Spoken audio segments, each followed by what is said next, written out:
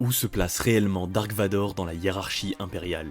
J'ai vu que cette question a fait beaucoup débat lors de ma dernière vidéo sur les grands amiraux. D'ailleurs, pense à me suivre si ce contenu te plaît et dis-moi en commentaire quelles questions tu te poses sur l'univers Star Wars. Maintenant, concernant Vador, c'est un cas un peu particulier car dans l'univers canon, il n'avait pas réellement de rang officiel. Il était de manière générale connu comme étant le second de Palpatine, la main de l'empereur en quelque sorte. Et en tant que seigneur Sith, Vador représente aussi le pouvoir mystique et religieux des Sith, ce qui lui donne une autorité unique et crainte par tous, y compris les plus hauts gradés. Donc la seule personne réellement au-dessus de Vador était son maître, Sidious. Mais il pouvait y avoir des exceptions, comme par exemple le grand Moff Tarkin qui était supérieur à Vador lorsqu'il se trouvait dans son secteur d'activité, comme on le voit sur l'étoile de la mort dans l'épisode 4, Un Nouvel Espoir. Vador est alors en dehors et au-dessus de la hiérarchie impériale standard. Il est un agent direct de l'empereur, libre de contourner la structure impériale et de discipliner, remplacer ou éliminer les officiers impériaux à sa guise. Si on regarde dans l'univers Legend en revanche, Vador s'est vu offrir le rang de commandant suprême. Il avait donc un contrôle absolu sur l'armée et la marine impériale et pouvait faire comme bon lui semble. Ce titre sera par la suite légué au Grand Amiral Thrawn après sa mort sur la seconde étoile de la mort.